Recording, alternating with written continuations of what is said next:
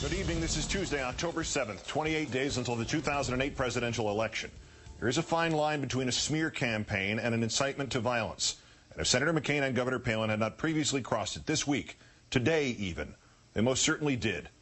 Our fifth story on the countdown to tonight's second presidential debate by all but calling Senator Obama himself a terrorist by inciting the crowds at McCain and Palin rallies to yell, and this is only what reporters have been able to hear, quote, kill him, terrorist, and treason. The message that the Republican nominee for the highest office in this land has approved makes Willie Horton or the Swift boat ads seem quaint and almost respectable. At a morning rally in Jacksonville today, Governor Palin not only again inflating beyond all recognition the link between the Democratic nominee and William Ayers, a reformed member of a radical anti-Vietnam War group known as the Weather Underground, the governor also making light of it.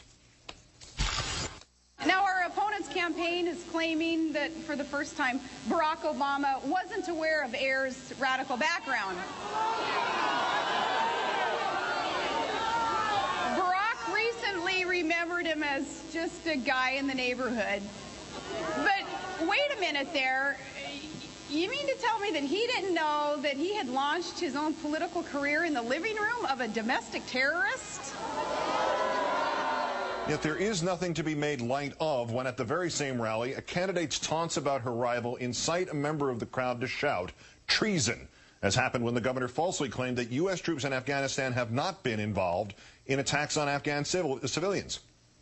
I hope Americans know that is not what our brave men and women in uniform are doing in Afghanistan.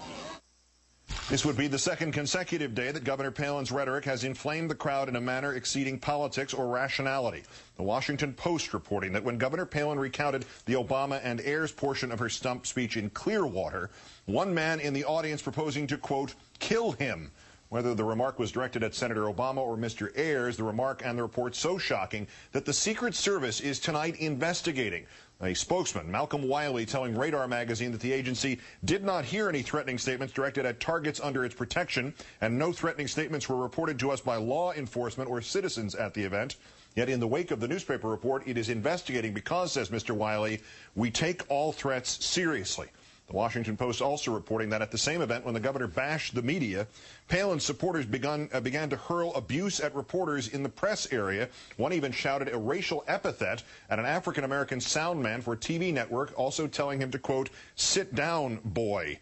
Despite that, knowing that, the hateful, hate-filled rhetoric continuing unabated today, extended even to press releases.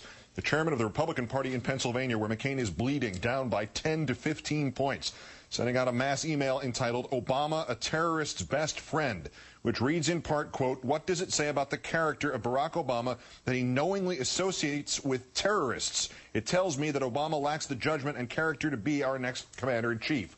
Taken together, what could well be the sleaziest 4 days in modern American political history, 4 days in which it is easy to see where Senator McCain or Governor Palin might have induced in an embittered or unintelligent individual the premise that Senator Obama either associates with terrorists or might even be one himself.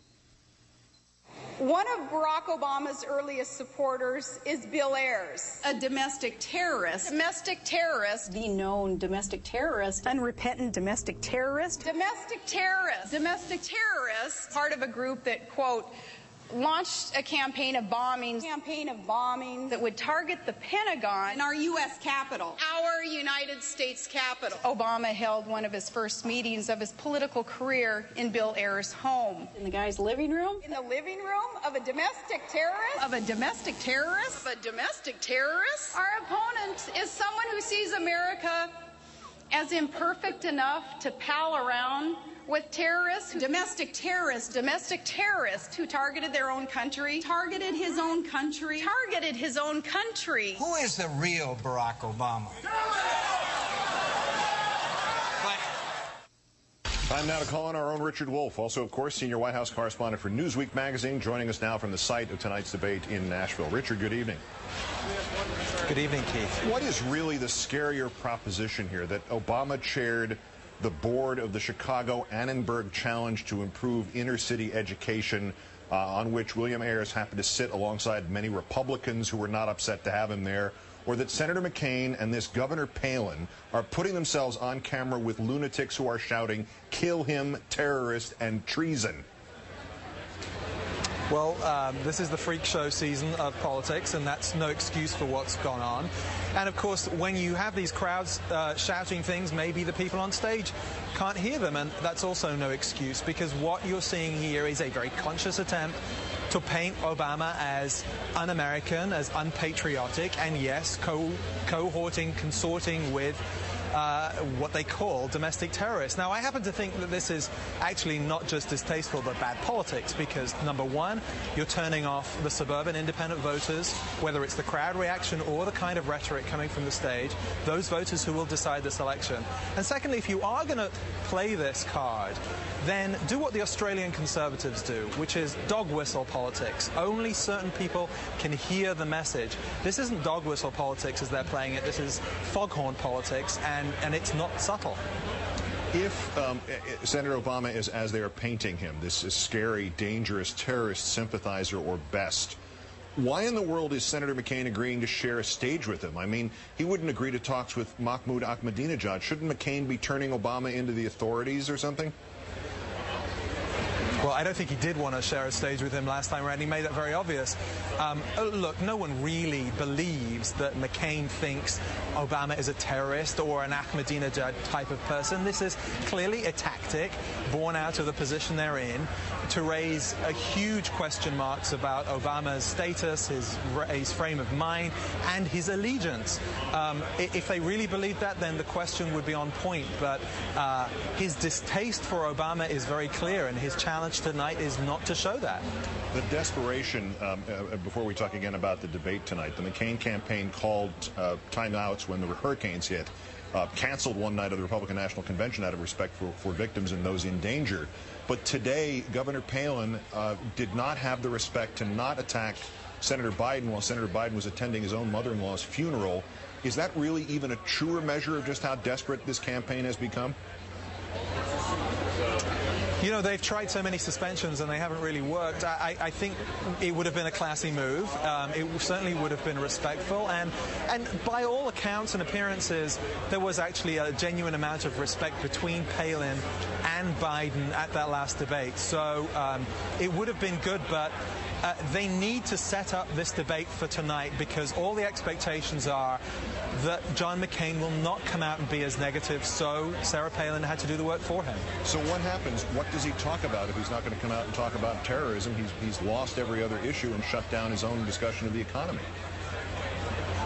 Well, number one, I think he has to repair the damage of the first debate. He has to probably embrace Senator Obama. He has to show his human side. He has to look at the camera and look at the other candidate on stage.